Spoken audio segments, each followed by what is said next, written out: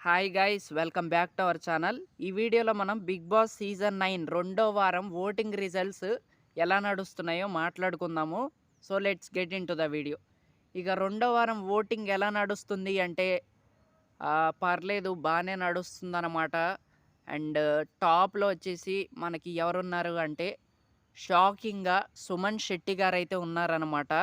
సుమన్ శెట్టి గారికి ఒక్కళ్ళకే దగ్గరగా 37% of voting అయితే నమోదవుతుంది. సో నైస్ అనమాట. సో తనకైతే 37% ఆఫ్ ఓటింగ్ అయితే చాలా గట్టిగా పడుతుంది. చాలా హ్యూజ్ లెవెల్‌లో పడుతుంది. అండ్ చాలామంది తనని ఓన్ చేసుకుంటున్నారు కూడా. బయట చూస్తున్నాం మనం అంతా. మీమ్స్ గానీ, రీల్స్ గానీ అన్నీ బాగా వస్తున్నాయి. సో అంతా బావుందనమాట. సో తనైతే ఈ వారం అయితే టాప్‌లో ఉన్నారు. సో అది. ఇక నెక్స్ట్ వచ్చేసి ఎవరున్నారంటే మనకి భరణి శంకర్ గారైతే ఉన్నారనమాట.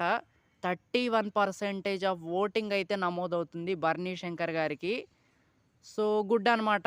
అండ్ టెనెంట్స్ నుంచే మంచి ఓటింగ్ అయితే నమోదవుతుంది. టెనెంట్స్ నుంచి, సెలబ్రిటీస్ నుంచి చాలా మంచి ఓటింగ్ అయితే వస్తుందనమాట. పడుతుందనమాట. చాలా గట్టిగా పడుతుంది. సో మీరు చూసుకుంటే వీళ్ళిద్దరి మధ్య 68% ఆఫ్ ఓటింగ్ అయితే కనపడుతుంది. సో చాలా వరకు వీళ్ళిద్దరే పుల్ చేశారు ఓటింగ్ మొత్తాన్ని. సో మొత్తం లాగేసుకున్నారనమాట ఓటింగ్‌ని. సో వీళ్ళిద్దరికైతే చాలా గట్టిగా పడుతుంది. అండ్ భరణి శంకర్ గారి గేమ్ కూడా అందరికీ నచ్చుతుంది. అండ్ వేరే కొన్ని రీజన్స్ వల్ల కూడా తనని బాగా ఇష్టపడుతున్నారు. తన బిహేవియర్ చాలా బావుంటుంది. సో ఇవన్నీ బావుంటున్నాయి కాబట్టి సో తనకు కూడా మంచి ఓటింగ్ అయితే నమోదవుతుంది. ఇక నెక్స్ట్ వచ్చేసి మాస్క్ మ్యాన్ హరీష్ అయితే ఉన్నాడనమాట.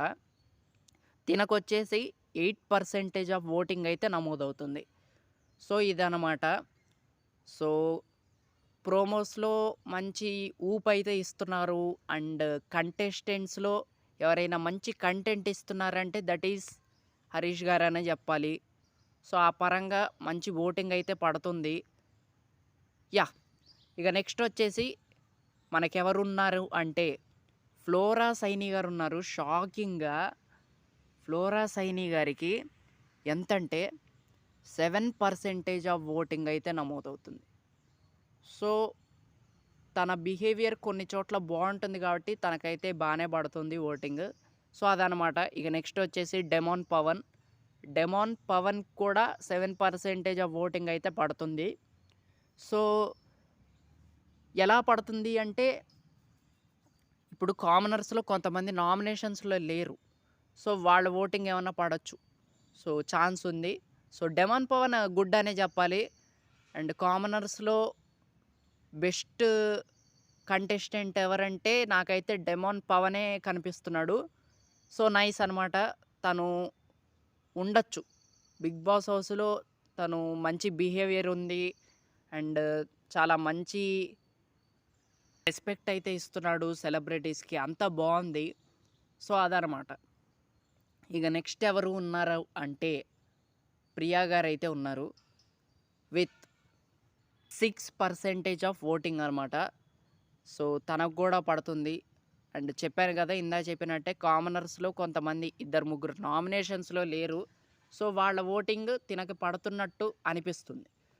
సో ఇదనమాట. ఇక నెక్స్ట్ ఎవరు ఉన్నారు అంటే లాస్ట్‌లో ఉంది మర్యాద మనీష్ విత్ 4% ఆఫ్ ఓటింగ్ అనమాట. సో తన బిహేవియర్ కొంతమందికి నచ్చట్లేదు. అంత రివర్స్‌లో మాట్లాడుతున్నాడు. అంత రివర్స్ స్ట్రాటజీలు ఏస్తున్నాడు. అసలు ఒక్కొక్కసారి ఒక్కొక్క రకంగా మాట్లాడుతున్నాడు. సో ఆ పరంగా చాలామందికి నచ్చట్లేదు. ప్రాబ్లమ్ ఎక్కడొస్తుంది అంటే తన పేరులో మర్యాద ఉంది గానీ, తను మనుషులకు మాత్రం మర్యాద ఇయ్యట్లేదు. సో అది మాత్రం చెప్పుకోవచ్చనమాట. సో నేను కూడా అనుకుంటున్నా తను ఈ వారం ఎలిమినేట్ అయితే బావుంటుంది అని. ఈ లాస్ట్ ఇద్దరు ఎవరైతే ఉన్నారో ప్రియా గారును, మన మర్యాద మనీష్ గారు.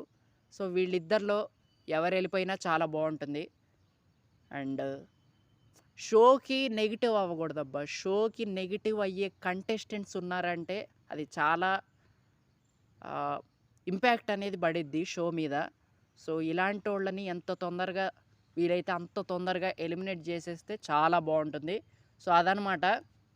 ఇప్పుడు నేను చెప్పిన ఓటింగ్ రిజల్ట్ ఏదైతే ఉందో దీంట్లో మనకి 13,600 పైనే ఓటింగ్ అయితే నమోదవుతుంది. సో చాలా హ్యూజ్ అనే చెప్పాలి. సో ఇలా అయితే ఉంది. అండ్ ఓటింగ్‌లో టాప్‌లో అయితే సుమన్ శెట్టి గారైతే ఉన్నారు.